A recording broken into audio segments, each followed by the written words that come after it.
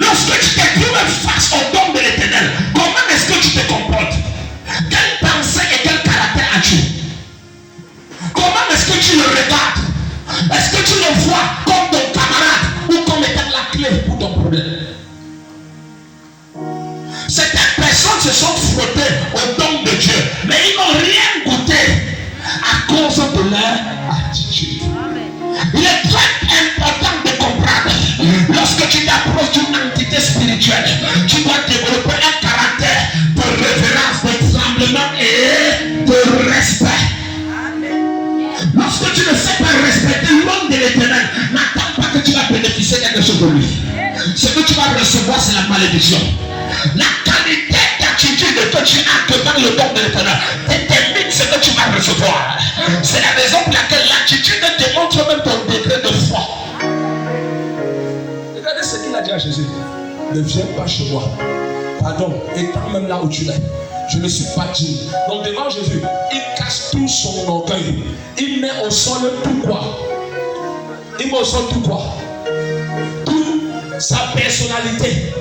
Il n'est pas venu devant Jésus en disant, c'est moi le lieutenant, le colonel de l'armée romaine. Non! Il s'est rendu nul et rien devant Jésus. Il n'a pas dit devant Dieu, devant Jésus. Quand tu viens devant le don de l'Éternel, il faut te rabaisser, rends-toi inutile. Amen.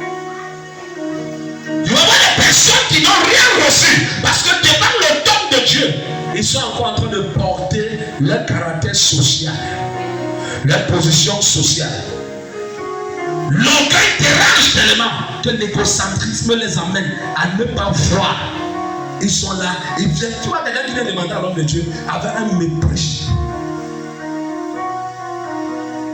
Alléluia. Quelle attitude as-tu? Probablement pas la bonne attitude. La bonne attitude, l'attitude que tu as déterminée est capable de te sceller. Comment est-ce que tu te comportes? Comment est-ce que tu fais? Tu veux consulter Dieu, mais quelle est l'attitude que tu as? La Bible dit dans le livre d'Ecclésiaste au chapitre 7. Il dit, lorsque tu entres dans la maison de l'Éternel, ne te précipite pas d'ouvrir ta bouche. Alléluia. Alléluia. Hein? Et que ton cœur ne se hâte d'exprimer une parole devant Dieu. Car Dieu est dans le ciel et toi sur la que tes paroles soient peu nombreuses. Moi je ne suis pas, il y a des personnes qui viennent devant moi, je lève les gars, je ris seulement. Parce qu'eux ils sont là, ils arrivent, ils commencent à bavarder, tu vas rien recevoir.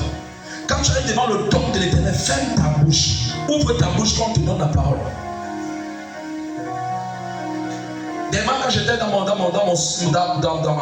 j'ai un petit coup voisin où je peux. Ils étaient dépassés.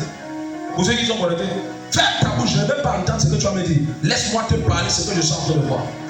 Parce que parfois, en voulant dire, tu veux orienter même l'homme de Dieu. Et certaines personnes sont comme ça. Lorsqu'il vient voir l'homme de Dieu, il vient voir l'homme de Dieu avec sa thématique et ses réponses dans la tête. Homme de Dieu, vraiment, je voulais te poser la question par rapport à ceci-là. Qu'est-ce que je dois faire? Tu lui dis ce qu'il va faire, mais il te dit, moi j'avais décidé plus tôt que je devais faire comme ça. Tu viens me poser la question quoi? Tu viens pour qu'on t'aide. Sois disposé pour qu'on t'aide. Et rends ton esprit disposé, tes forces disposées et ta pensée disposée. Ne sois pas pressé. Même si l'homme de Dieu s'assoit, il tourne dans son bureau, tu ne sais pas ce qui se passe avec l'esprit. Tu arrives dans la maison de l'homme de Dieu, tu veux voir l'homme de Dieu, on te dit qu'il est patient. Tu dis, mais il est là, le voilà debout, non? Le voilà debout, je le vois, non? Tu sais qu'il est debout en train de faire quoi? Vraiment, il me voit, il fait comme s'il ne m'a même pas vu. Tu es un mot d'IA, même s'il te reçoit, tu n'as pas de bénédiction.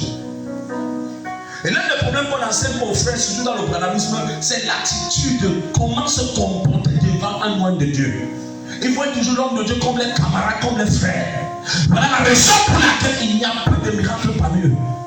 Il y a peu de manifestations. Il y a peu de visitations. Pas parce qu'il manque l'onction. Il y a l'onction. Mais le fait qu'ils ne savent pas discerner et comprendre et honorer l'onction. La Bible dit, ils ont droit à double honneur. I'm talking to somebody right now. Donc faites très attention. Parce que ta façon de faire peut renvoyer ton miracle au petit sang. Le prophète nous enseigne ceci. C'est à cause du raisonnement des enfants d'Israël, le fait de ne pas avoir reconnu le don de Dieu tôt, qu'ils ont fait encore 30 ans en esclavage, alors qu'il était prévu qu'ils devaient sortir après combien? 40 ans. Le fait de n'avoir pas reconnu, de n'avoir pas honoré et discerné et comprendre, voici celui qui est la clé, voici l'envoyé de Dieu pour ma saison, c'est lui. En fait, madame dit ceci, dans la visitation complète et de la délivrance, il y a 3 choses: le temps, la saison et l'homme de la situation. Et l'homme de la situation, c'est le don que Dieu envoie vers toi. C'est celui que Dieu place devant toi. Et si tu ne sais pas discerner, c'est l'homme qui va changer ma saison. Beaucoup de personnes sont passées à côté de la visitation, continuant à jeûner et de prier, attendant que Dieu vienne la visiter, alors que Dieu les a visités, mais ils n'ont pas su reconnaître. Quelle attitude as-tu? Quelle est la posture que tu as? Même lorsque tu entres dans la présence de Dieu, dans la maison de Dieu, comment te comportes-tu? Vous savez, certains amènent même leur folie dans la maison de Dieu. Il entre là, il veut croiser ses pieds, il veut téléphoner, il veut manipuler, il veut faire des choses. Et on le parle, monsieur, calme-toi. Il se fâche, il méprise même les gens qui sont en charge de mettre une note. Tu ne peux pas être béni. Sachez une chose, tout ce que tu fais, Dieu note. Dieu note. Lève ta main et dis: oh Seigneur, pardonne-moi pour la négligence, pour le mépris. Chaque fois que je n'ai pas su me comporter devant toi, vivant loin de l'Éternel. Oh Dieu, pardonne-moi, fais-moi grâce au nom de Jésus.